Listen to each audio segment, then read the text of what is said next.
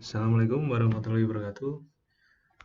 Eh, kita berjumpa lagi di materi pertemuan yang sudah terlambat ya, di pertemuan berapa ini, 2 atau 3, tentang Adobe Audition.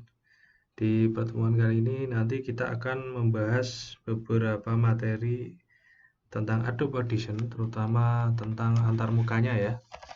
Jadi yang di topik Adobe Audition yang pertama ini ada 6 materi nanti yang kita bahas, yaitu yang pertama pemahaman interface dari Adobe Audition-nya, kemudian starting new project-nya, kemudian setting input dan output-nya, kemudian import audio file, intinya bagaimana cara import audio file-nya, kemudian cara record audionya, dan yang terakhir cara pemberian nama track.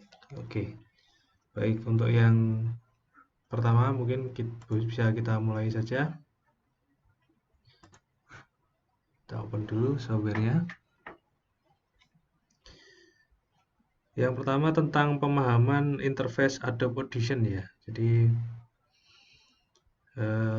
di pokok bahasan pertama itu tentang Adobe Audition itu mungkin yang perlu dipahami awal itu adalah mengenai cara recordnya atau waveformnya atau penggunaan multitracknya. Jadi project-projectnya itu dimulai dari waveform atau multitracknya ini. Jadi bisa kita mulai dari waveformnya saja. Kita tambahkan di satu waveform dengan nama apa bebas ya, misalkan Danang ini. Usahakan sample rate-nya ini jangan di bawah 44/100 ya. Nanti kualitasnya jadi jelek. Ya, setidaknya di atasnya. Kualitas soundnya jadi jelek nantinya ya. Kita pilih aja 48.000. Semakin ke atas dia semakin bagus, cuman nanti berimbas dengan kapasitas yang hasil recordnya ya. Kemudian kita oke saja di sini.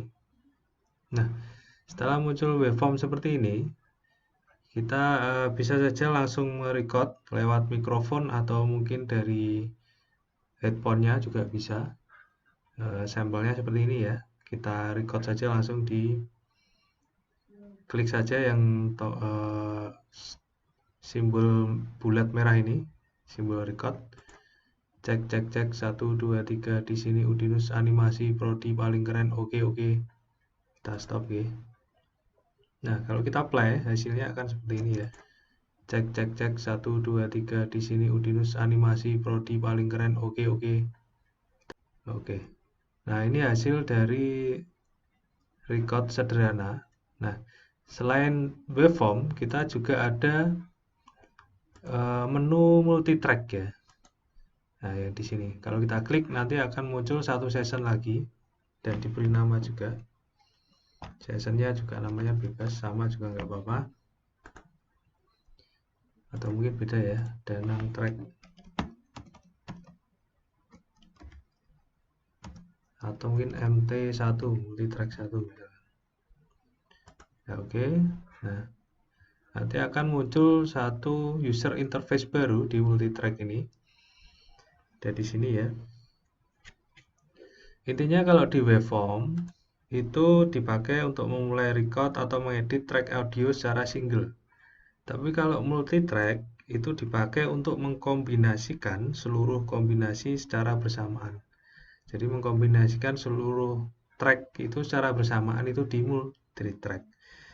Nah, antara track 1 dan 2 akan diputar bersamaan. Jadi misalkan track 1 kita ambil dari waveform bisa. Jadi misalkan hasil record sederhana tadi kita drag aja ke sini ya.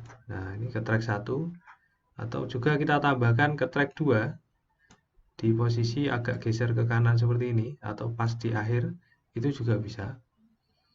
Nah, ini fungsi dari multitrack itu ini.